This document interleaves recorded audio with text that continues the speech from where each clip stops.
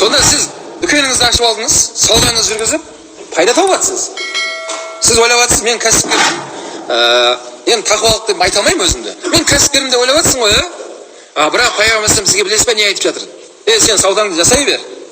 Сен ертең осындай кісілермен бірге боласың деп жатыр. Пайғамбармен бірге боласың, сыдықтармен бірге боласың, шахидтармен бірге. Қияметте деңгейің бірдей болады деп жатыр. Солармен бірге боласың.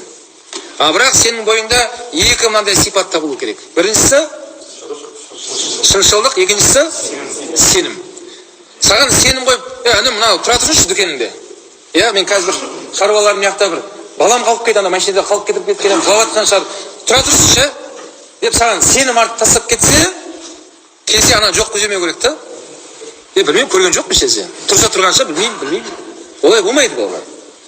Сол аминдер асасым қосып әдейі айтты. Біз сенімді болуымыз керек. Жарайды, ол тастап кетті, ұмытып кетсе ше.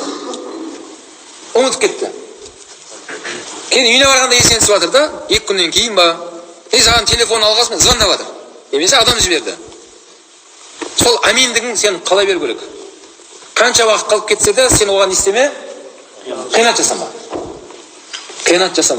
Мүмкін сен сауданың баракаты солмен келейін деп тұр негізінде. Сен ойлабасың, мияқты объеммен айналысып жатырмын, анау жай ғой деп. Мүмкін Алла сол арқылы сені сынап жатыр. Сонымен қазір сен сол сынақтан өтсең аман есен. Ары қарай құстай ұшайын деп тұрсың ғой негізінде.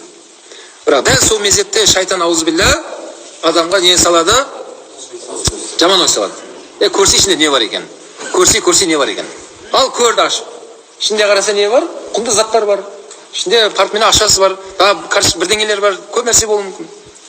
Сол бауырлар, ықтият болыңыздар. Алла саудаңа баракат береді. Сен қияметте де иншалла мәңгі болған өмірде Расулullah айтқандай сондай пайғамбарлармен, сыдық шухарлармен боласың дейді пайғамбар алейхиссалам.